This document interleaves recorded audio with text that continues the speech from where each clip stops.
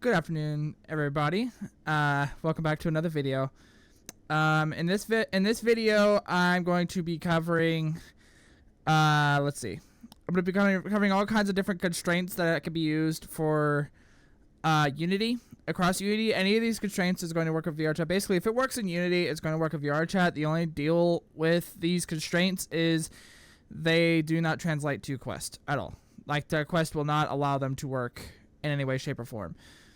As for the world I'm in, I kind of spotted this world somewhere, and I'm like, oh, it's not really all that popular, but it's still a pretty neat world. Well, the name of the world is Frozen Star by Silinataru, I think is what it is. I don't exactly know how to say that. If I scuffed that name, I'm sorry. I don't know why my shit's broken. Yeah, so let's get straight into it. So we have laid out in front of us a bunch of the constraints. The list of the constraints that we have is aim, look at, parent, position, rotation, and scale. Did I remember all that? So without further ado, let's go ahead and jump right into the beefy action, or the meaty action, I guess is what a better way I could put it. Let's get right into it. Play. So I have looked out, or yeah, like I said, I have laid out here a bunch of every single constraint. We're going from left to right, from aim, look at, parent, to scale, all that stuff. This first one we're looking at is aim. I haven't personally needed to use this one yet, but what it does is it kind of looks at whatever object you have it set to point at, like as in the demonstration here, I have it set to look at the sphere that's going around.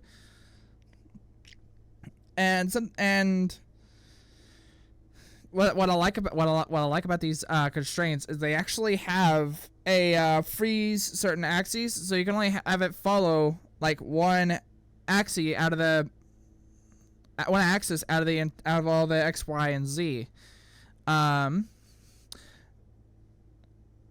That being said, you can have it.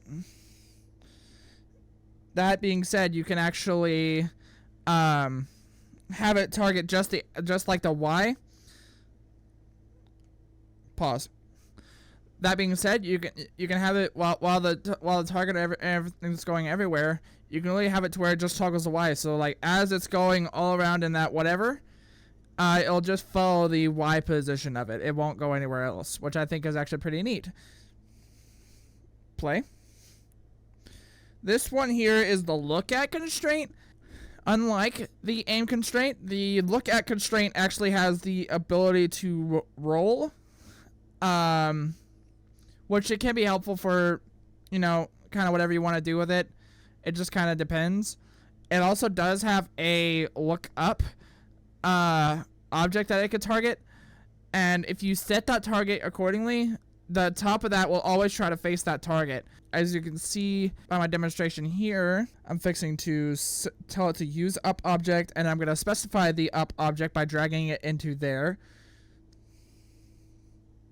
And now that cube is going to always, as you can see here, it always tries to point up towards that object. The invisible object that's just floating around in the air, yeah, it's going to try to always target that. Well, it's going to target the target, and then it's going to try to go up to the... Yeah, anyways. That can have some very good uses if you use it correctly. What I noticed with the look at is it kind of tends to flip around for some reason. But that's beside the point. So, okay, so the parent constraint. This is easily one of the more powerful constraints that you can use. I find myself using this on a lot of the avatars that I have. And, well, it's really powerful, and you'll see why. This constraint is capable of following position and rotation, and which means I can like set up like a HUD on my avatar where if I were to normally rig it to my head, it would shrink down because it's pause. It would normally shrink down because VRChat for yourself, for your user end, there's a reason you do not see your own head, and that is because VRChat, the game itself, shrinks your head down so that you cannot see it. I mean, if you kind of look down a specific way, you can kind of see where it's supposed to be, but you can see that it's clearly not there. But if you look in the mirror and if you look at a camera, it is obviously going to be there because that's a different version of yourself. Now, this can be used to basically rig something to your head without it actually being rigged to your head. It ain't going to shrink down because it isn't affected by scale. It is literally only affected by position and rotation, which makes it a very powerful constraint. And you can pause, and just like any of the other constraints, you can pause specific axes so it will only follow like a certain degree of movement. I mean, if you don't freeze any of the position axes, you're better off just using a rotation constraint. It's the same thing, and that's why that sphere has a golden ring around it. Now, onto the position constraint. It does the exact same thing that the parent constraint does. It's just it only targets the position. You're correct. You guessed it. God, lucky guess, right? No, but it only follows the position, so it doesn't follow rotation or anything. It literally just follows the position at a set offset. You can specify that offset like by, you can move around the object that the constraint itself is targeting. You can move that around and basically set the offset for it. It's alright. I haven't really used it yet, but I have used rotation constraint on a recent model, this one. This follows just rotation in its own spot. So I believe it can still be moved around and everything. It will just follow rotation of the targeted object, which is helpful for, like, you know, setting up a HUD or something like that.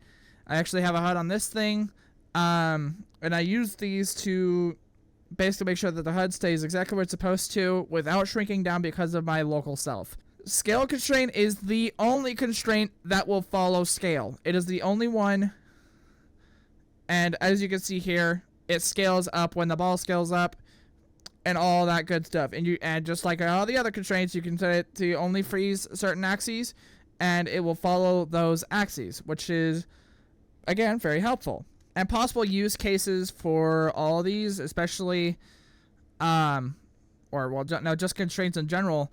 A fun thing is you can actually set more than one target, and you can set that constraint to be like an average between the two. You can set that constraint to be an average between the two, and that will allow for some like averaging situation. If I have one on one finger and another on another finger, then it's going to average between those two. You can do some really fucky-wucky shit with it if you set it up correctly. Because you can freeze certain axes, because you can add multiple targets and set weights for those targets where it'd be pulled more than one side than the other, you know, the possibilities are endless. Constraints are really, really simple. They're not hard to understand. If you just mess around with the settings in there, I'm sure you can get exactly where you need to go with that. Anyways. Hello? Thank y'all for watching. If y'all did enjoy this video and you find it helpful, please do make sure to drop a like. If you have any more questions, comments, or concerns, drop them in the comments below, and I try to read every single one. And if you have someone that's having trouble with the constraints, you can feel free to send this video to someone else.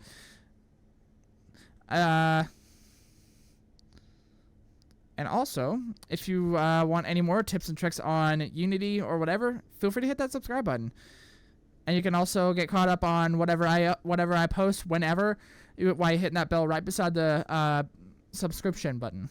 It's that big red button down there, you know, right by my channel. Hello. But that's all I got time for. So I will see you in the next video where I will go ahead and show you how to set up a spring joint, because those are tricky. For now, peace.